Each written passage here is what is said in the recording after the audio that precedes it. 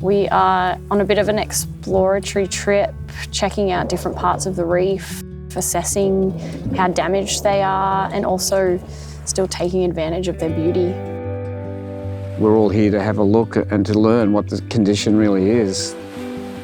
If there's anything I can contribute to this, it's being the underwater eyes to see what's going on and help express it and communicate it.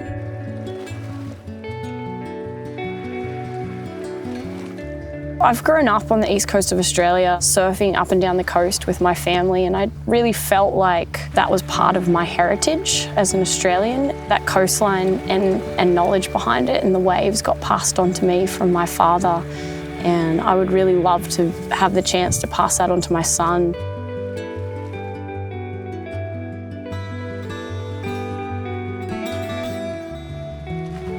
I've sailed my whole life virtually since I was very, very young. I grew up in fishing boats. I've never had to work 9 to 5, so I feel lucky for that because it would run very counterproductive against my nature. I have spent a life underwater. I spent a life that's very dependent off of reef systems and the ocean. Whatever I read or whatever data is taken, whatever science is done, kind of just wanted to come up here and have my own eyes on it and see what I feel.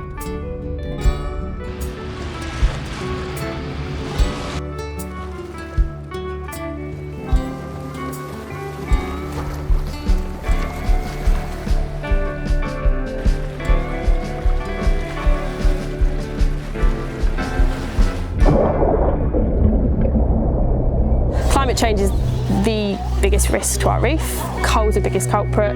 Therefore, to protect our reef, we need to stop using coal and move to renewables as quickly as we can. Climate change will also cause more and more extreme weather, and like cyclones.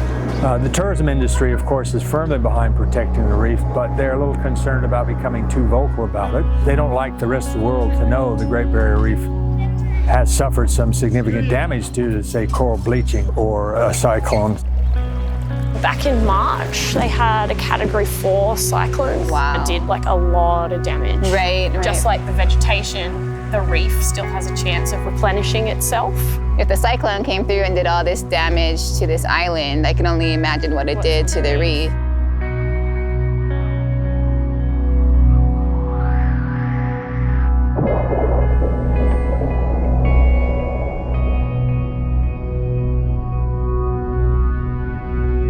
After seeing damaged reef, it just makes you feel as dead as that reef when you see it.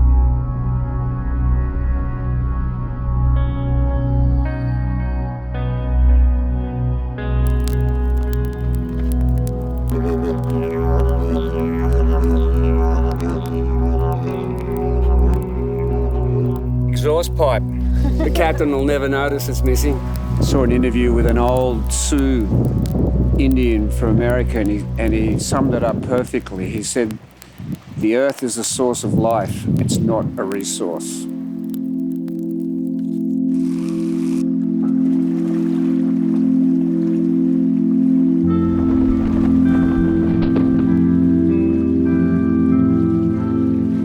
Hopefully we're going to see some beautiful, unspoiled barrier reef.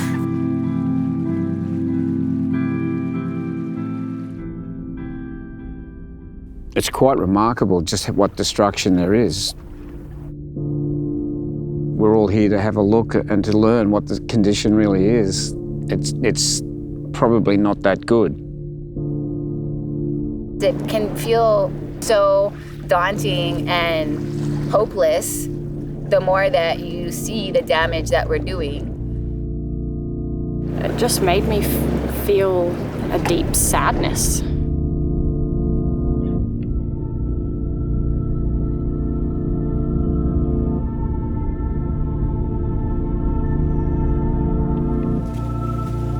We're all researching the damage of this reef when this baby whale just came and swam right up to us.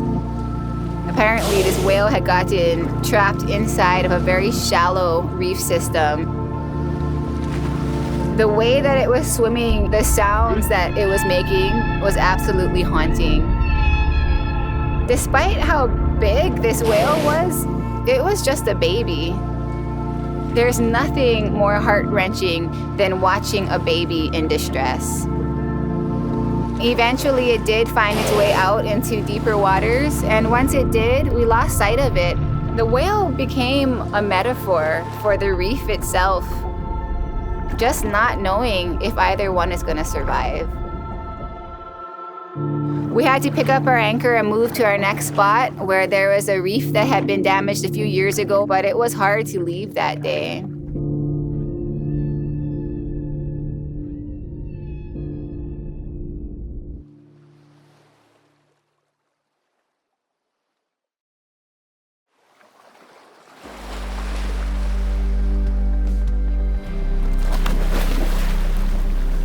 As soon as we started swimming to the reef, I could hear the life.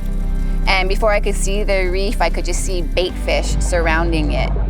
And then to get into the reef and just see everything from these like tropical aquarium looking fish to these huge pelagic fish swimming by and predator fish and sharks. It was just so nice to see how on one small patch of reef, there's just a whole diverse ecosystem thriving.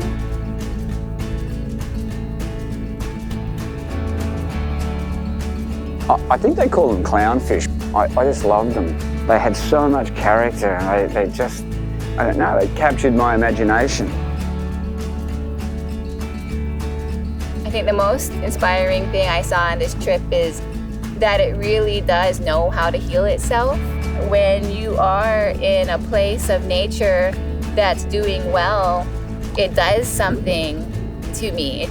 It creates this feeling inside of me where I feel light and I feel happy. Like a wounded seal. That was awesome. It's like flourishing down there. Yeah. It really is a wilderness, isn't it?